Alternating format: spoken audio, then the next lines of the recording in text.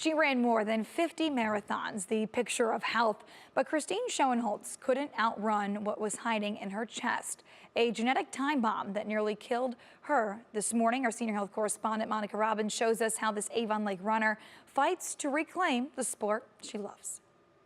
After raising her family, Christine Schoenholz decided to take care of herself, so she laced up her running shoes and took off. I did marathons every year after that for, I don't know, 20 something years.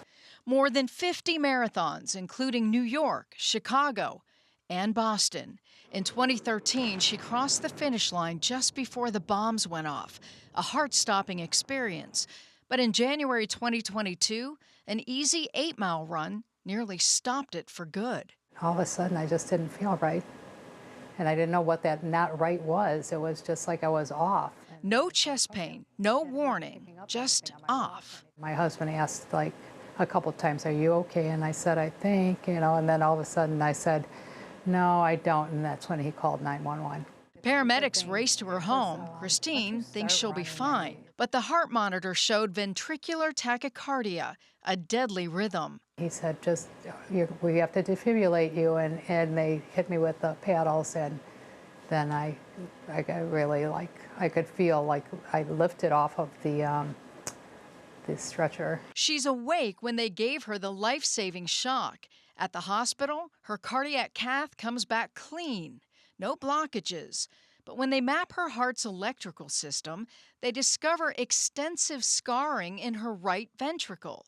The diagnosis? Arrhythmogenic right ventricular cardiomyopathy, a rare genetic condition where fatty and fibrous tissue replaces healthy heart muscle, disrupting electrical signals and triggering dangerous rhythms. I just feel so blessed that I could run all those marathons and nothing happened. I mean, I've been at marathons, Akron, Boston, where people have gone down with heart attacks. There's no doubt it happens while you're out there.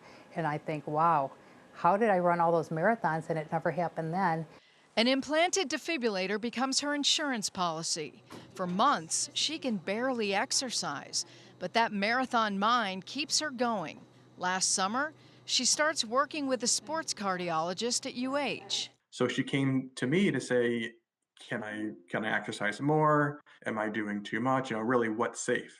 And so I've been working with her for some time to try and figure out, how can we get her doing what she loves still at a safe level. Dr. Lander says ARVC is the type of condition often behind sudden cardiac arrest in young athletes. So sudden cardiac arrest in young athletes it's scary, but oftentimes it's not always random. Many of these people will have symptoms at some point in their life, or they'll have a family history of a concerning heart condition. Through careful testing and monitoring, Christine is slowly building back.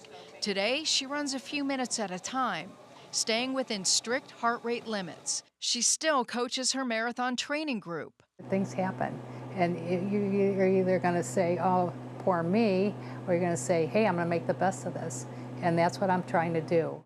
And she carries an urgent message for other women. This was no pain. There was no pain involved in it. That's the scary thing about it. So if you feel something that's not right, then you should definitely get it checked out. Just because you have a heart condition doesn't mean that you can't be active. In fact, in most cases, you probably should be active, but it's about finding, the right exercise and the right intensity for each person. Monica Robbins, 3 News.